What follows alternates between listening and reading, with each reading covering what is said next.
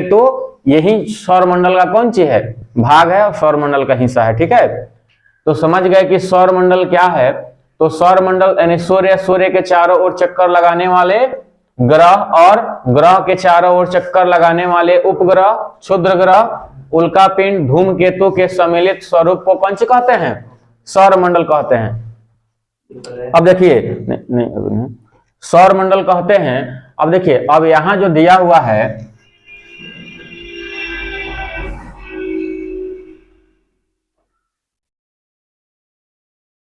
देखिए अब जो है आपका सूर्य जो है सौर मंडल का केंद्र बिंदु होता है। अब सबसे पहले हमारा दिया है सूर्य, क्या दिया है, सूर्य। तो सूर्य कौन सी है, सौर मंडल का, सूर्य कौन सी है, सौर मंडल का केंद्र बिंदु है। कौन सी है, केंद्र बिंदु है। ठीक है, यानी सूर्य हमारा कौन सी है, सूर्य के बारे में जरा जानेंगे। सूर्य है पूरे सौर मंडल का, ये कौन सी है, केंद्र बिंदु है। कौन सी है, केंद्र बिंदु है, समझ रहा है ना। अब जरा ध्यान दीजिएगा, ये सौर मंडल का केंद्र बिंदु है सूर्य। सूर्य के चारों तरफ ही 8 ग्रह कौन से करते हैं, चक्कर लगाते हैं। और चक्कर किस मतलब परवलय आकार में करते हैं, वृत्तीय पथ पर परिक्रमा नहीं करते हैं। किस पथ पर परिक्रमा करते हैं, परवलय पथ पर करते हैं। ठीक है, यानी गोलाकार नहीं होना चाहिए, परवलय आकार में होना चाहिए। ठीक है, इसलिए कभी कभी यहाँ होता क्या है कि सूर्य के चक्कर लगाते वक्त पृथ्वी कभी सूर्य से काफी नजदीक होता है तो कभी सूर्य से काफी दूर पर स्थित होता है।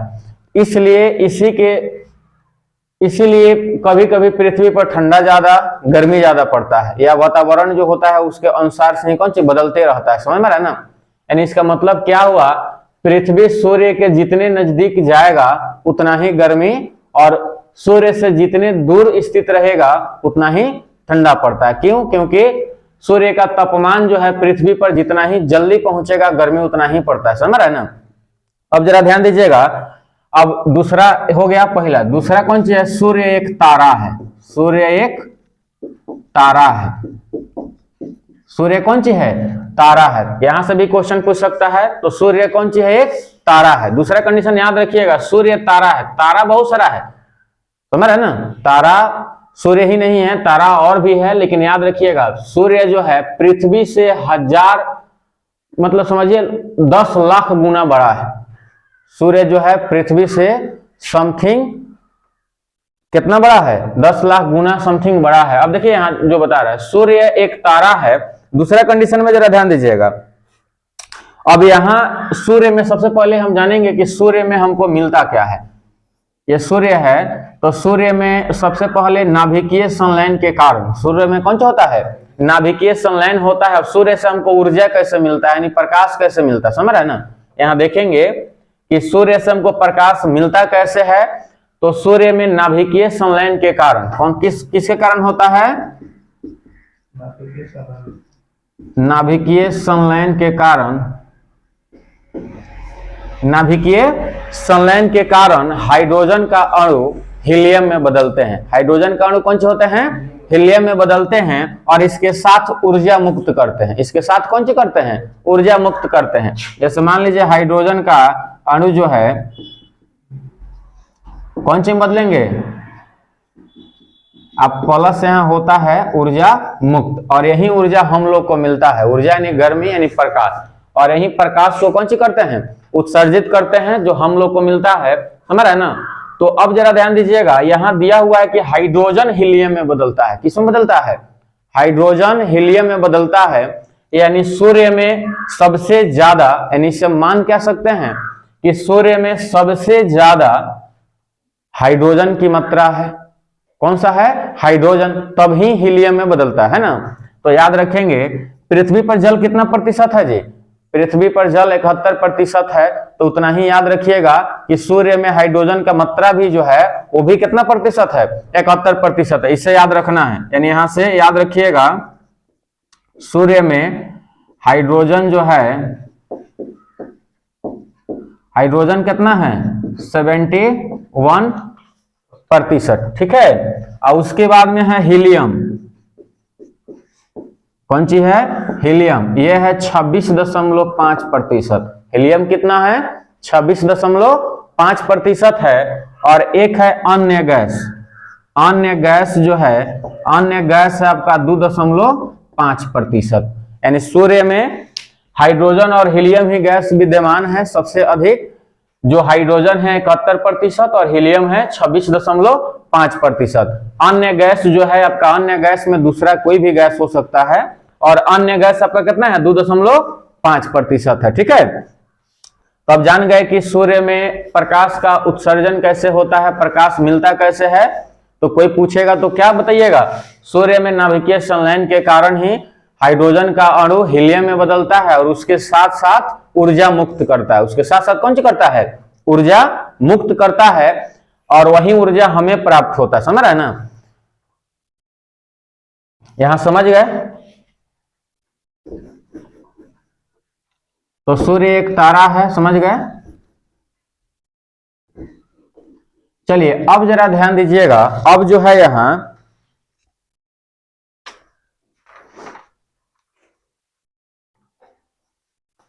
यहां से क्वेश्चंस कभी कभी बनता है। क्वेश्चंस में क्या पूछ देता है, क्वेश्चंस में पूछता है कि सूर्य जो है, सूर्य में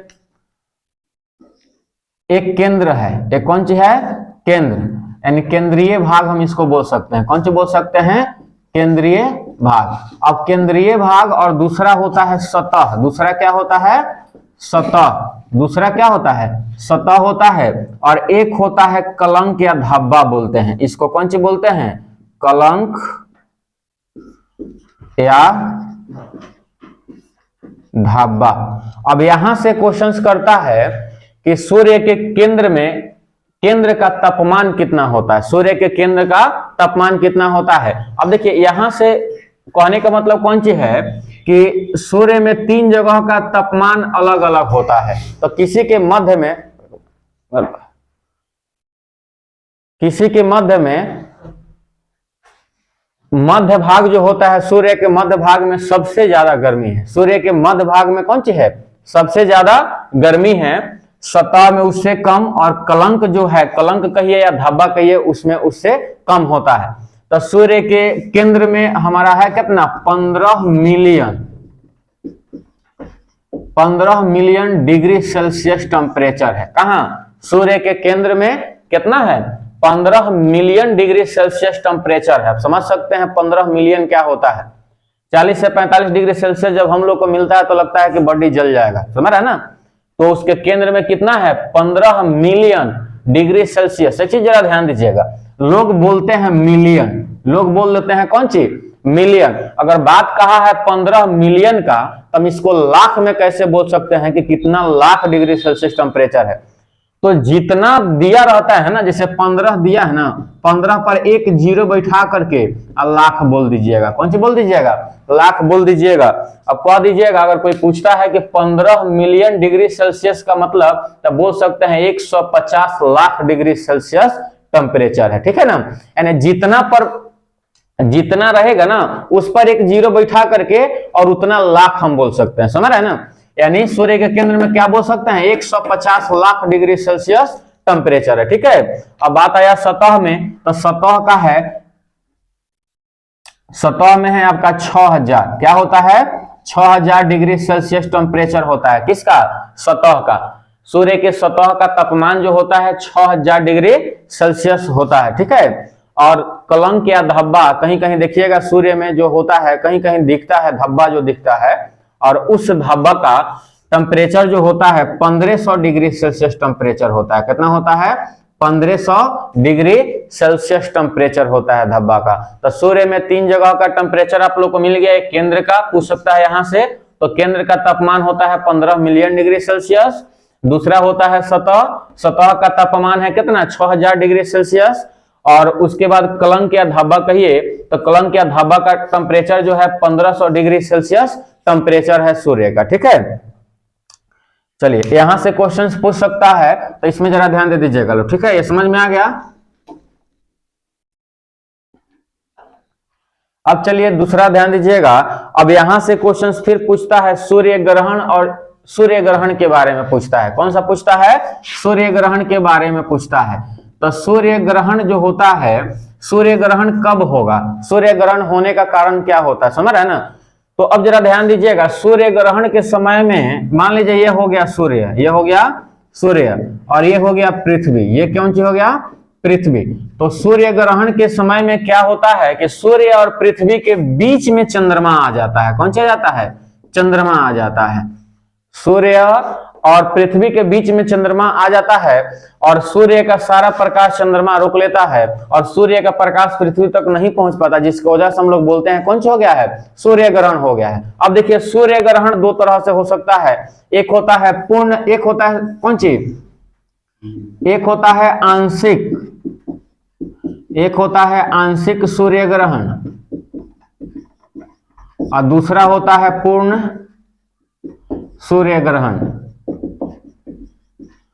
ग्रहण यानी सूर्य ग्रहण दो प्रकार से होता है, एक होता है आंशिक सूर्य ग्रहण और दूसरा होता है पूर्ण सूर्य ग्रहण होता है। ठीक है, यहां जरा ध्यान दे दीजिएगा।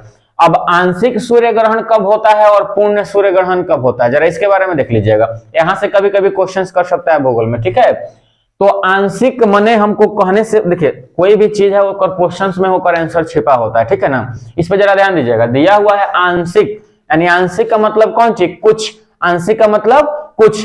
तो इससे क्या होगा कि आंशिक सूर्य ग्रहण के समय सूर्य का कुछ भाग जो है लुप्त रहता है, कुछ ही भाग लुप्त रहता है, तो उसको कौन सी कहते हैं, आंशिक सूर्य ग्रहण कह सकते हैं। ठीक है, और उसके बाद दूसरा में कहा है पूर्ण सूर्य ग्रहण।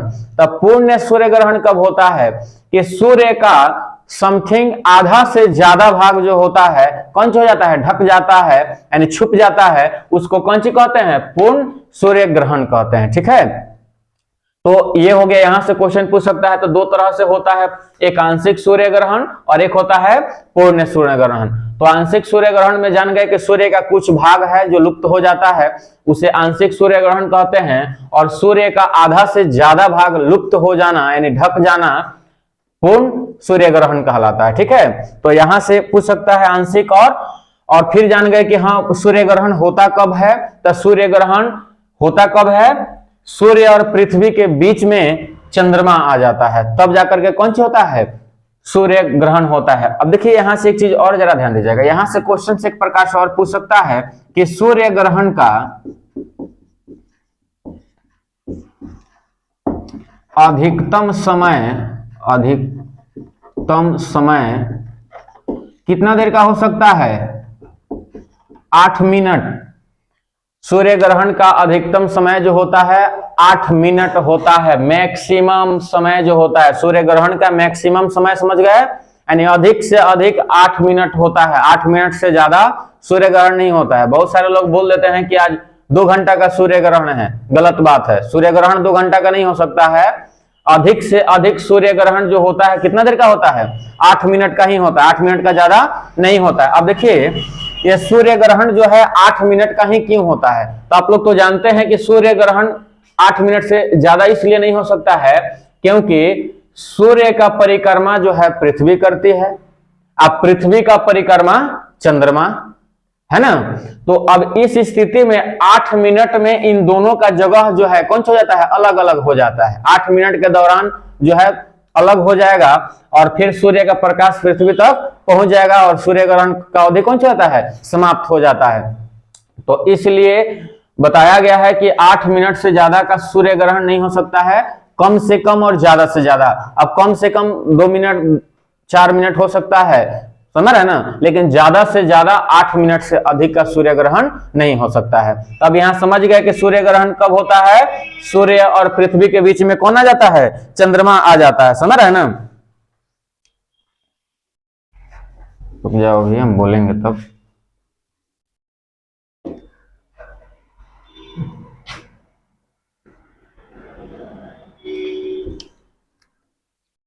चलिए उसके बाद में जरा ध्यान दीजिएगा। अब एक जब बोले हैं पूर्ण सूर्य ग्रहण, तब पूर्ण सूर्य ग्रहण के दौरान होता क्या है, सूर्य के चारों तरफ से रोशनी निकलता है। कहां से, यहां से। जब पूर्ण सूर्य ग्रहण होता है तो उसके चारों तरफ एक रिंग के आकार से, क्या एक गोला के आकार से थोड़ा सा जो होता है बाकी भाग कौन सा हो जाता है, छुप जाता है। और इसमें एक गोला के आकार से कौन सा होता है, प्रकाश निकलता है, एक रिंग की तरह दिखाई देता है सूर्य ग्रहण के समय में। अब देखिए एक रिंग की तरह दिखाई देता है और जब थोड़ा थोड़ा निकलता है ना, तो इसी घटना को हम लोग बोलते हैं कोरोना। कोरोना का मतलब जानते हैं ना, रोना। कोरोना का मतलब कौन सा होता है, रोना। और कोरोना से सभी लोग भुगत ही गए हैं, तो कोरोना का नाम सुनकर ही डर लग जाता है क्या। तो यहाँ देखिएगा, इस घटना को हम कौन सी कहते हैं, कोरोना कहते हैं, ठीक है ना। क्योंकि कुछ कुछ भाग जो है पट्टी के तरफ गोलाकार रचना में हम लोग को सूर्य ग्रहण के समय दिखाई देता है, तो उसको बोलते हैं कोरोना। और ये जो गोलाकार रचना बनता है इसको डायमंड रिंग भी कहते हैं। इसको कौन सा बोलते हैं, डायमंड रिंग भी कहते हैं, समझ रहे हैं ना।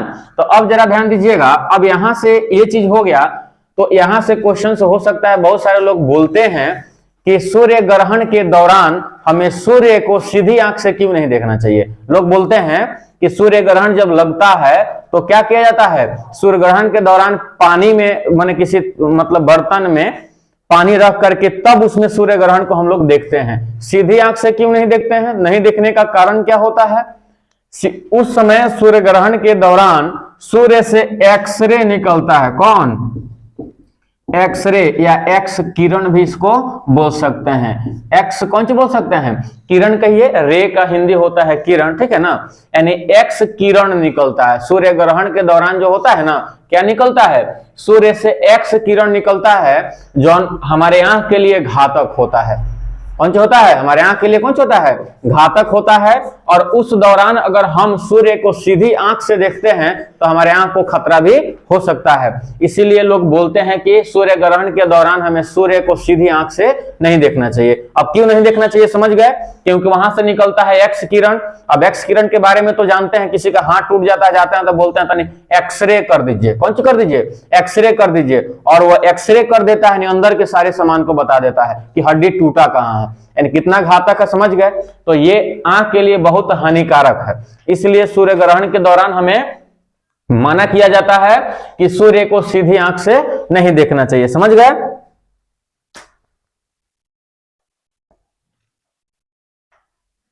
अब देखिए यहां से एक तरह से क्वेश्चन और हो सकता है कि सूर्य से प्रकाश जो निकलता है वह पृथ्वी तक कितना देर में पहुंच सकता है, समझ रहे हैं ना। तो यहाँ से बहुत सारे ऑप्शंस आप लोग के एग्जाम में मिलता है। मान लीजिए ये है आपका सूर्य, ये है सूर्य, ये है आपका पृथ्वी, ये कौन सी है, पृथ्वी। यानी सूर्य से निकला हुआ प्रकाश पृथ्वी तक कितना देर में पहुंच जाता है। तो बहुत सारे लोगों का ऑप्शन देखिएगा, तो बहुत सारे लोग बोलते हैं 8 मिनट 20 सेकेंड, बहुत सारे लोग बोलते हैं 8 मिनट 15 सेकेंड, बहुत सारे लोग बोलेंगे 8 मिनट 16 सेकेंड। लेकिन याद रखिएगा, सूर्य से पृथ्वी मतलब इसका प्रकाश पृथ्वी तक 8 मिनट 16.6 मतलब सेकेंड में, 8 मिनट 16.6 सेकेंड। यानी इसको मान लीजिएगा 8 मिनट या 16 बोल सकते हैं, 8 मिनट 16 सेकेंड या 8 मिनट 17 सेकेंड भी बोल सकते हैं, या इसके आसपास के ऑप्शन को हम देखते हैं। कभी कभी एग्जाम में ये नहीं देता है, कभी कभी एग्जाम में कह देगा 8 मिनट 15 सेकेंड, तो इसके नजदीक है 15 सेकेंड, तो ये हो जाएगा, ठीक है। कभी कभी कह देगा 8 मिनट 17 सेकेंड, 8 मिनट 20 सेकेंड। तो जो इस ऑप्शन के नजदीक रहेगा, जो 4 ऑप्शन आप लोगों को दिया रहता है, तो जो इसके नजदीक दिया रहेगा वहीं आप उसको चूज करिएगा। अभी नहीं कि 8 मिनट 30 सेकेंड मत कर लीजिएगा, जो नजदीक 4 ऑप्शन में हो सकता है, एक 8:15 दिया हो, 8:20 दिया हो, 8:25 दिया हो, 8:32 दिया हो, तो 8:15 नजदीक है, तो 8:15 ही हो जाएगा, ठीक है। अब 8:15 नहीं दिया हो, 8:20 दिया हो, 8:30 40 50 वगैरह कुछ भी दिया हो, तो वहां 8:20 ही हो जाएगा। लेकिन सूर्य का प्रकाश पृथ्वी तक 8 मिनट 16.6 सेकेंड में पहुंच जाती है, समझ रहा है ना। ये उसका हो गया। तो ऑप्शन अगर वहां से बदलता है तो बता दीजिएगा।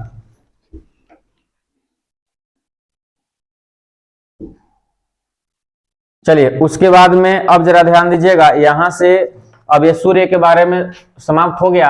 अब यहां से हमको पढ़ना है बुध शुक्र पृथ्वी मंगल बृहस्पति शनि अरुण और वरुण। तो यहाँ से अलग अलग वीडियो में बताया जाएगा, बुध के बारे में, शुक्र के बारे में, पृथ्वी के बारे में, मंगल के बारे में, और बृहस्पति, शनि, अरुण और वरुण नेक्स्ट वीडियो में बताया जाएगा। आप जरा ध्यान दीजिएगा यहाँ से। अब यहाँ से थोड़ा सा याद रखिएगा, यहाँ ग्रह से पूछता है कौन कौन ग्रह है, कभी कभी याद रखिएगा। यहाँ से बहुत सारा क्वेश्चंस करता है कि उस ग्रह का नाम बताएं जहां सूर्योदय और सूर्यास्त विपरीत होता है। विपरीत समझते हैं, सारे ग्रह में अगर सूर्योदय, जैसे पृथ्वी कौन सी है, ग्रह है, पृथ्वी का उपग्रह कौन है जी, चंद्रमा। पृथ्वी का उपग्रह कौन है, चंद्रमा। इसी तरह सबका अपना अपना उपग्रह है। तो याद रखिएगा, पृथ्वी पर सूर्योदय कहां होता है, सूर्योदय यानी सूरज को उगना कहते हैं, और सूर्यास्त का मतलब सूरज को डूबना कहते हैं, समझ रहे ना। तो पृथ्वी पर सूर्योदय पूरब में होता है और सूर्यास्त पश्चिम में होता है। लेकिन इसी ग्रह में से दो ग्रह ऐसा है जहां पर सूर्योदय पश्चिम तथा सूर्यास्त पूरब की दिशा में होता है। यानी सभी इस दिशा में घूर्णन करता है और ये इस दिशा से घूर्णन करता है, समझ रहे हैं ना। तो अब जरा ध्यान दीजिएगा, कौन कौन ग्रह है जहां पर सूर्योदय पश्चिम तथा सूर्यास्त पूरब में होता है। तो शुक्र, कौन कौन ग्रह है, एक है शुक्र और दूसरा है अरुण, जो उल्टे दिशा के तरफ घूर्णन करता है, यानी सब ऐसे घूमता है तो ये ऐसे घूमता है, समझ रहे हैं ना। तो यहां से याद रखिएगा कि शुक्र और अरुण दो ही ऐसा ग्रह है जहां सूर्योदय, याद रखिए कौन चीज, सूर्योदय कहां होता है, पश्चिम में होता है, कहां, पश्चिम में होता है। और सूर्यास्त कहां होता है, पूरब में होता है, कहां होता है, पूरब में होता है। तो याद रहेगा ना, बाकी सारे ग्रह पर सूर्योदय पूरब और सूर्यास्त पश्चिम में होता है, लेकिन यही दो ग्रह है शुक्र और अरुण जहां सूर्योदय पश्चिम में तथा सूर्यास्त पूरब में होता है, समझ रहा है ना। तो यहां से क्वेश्चंस बन सकता है। हाँ जरा ध्यान दीजिएगा, यहां से और फिर पूछ सकता है कि, चलिए इसके बाद इसके नेक्स्ट वीडियो में फिर आगे की चीज बताया जाएगा आप लोगों को, ठीक है। चलिए।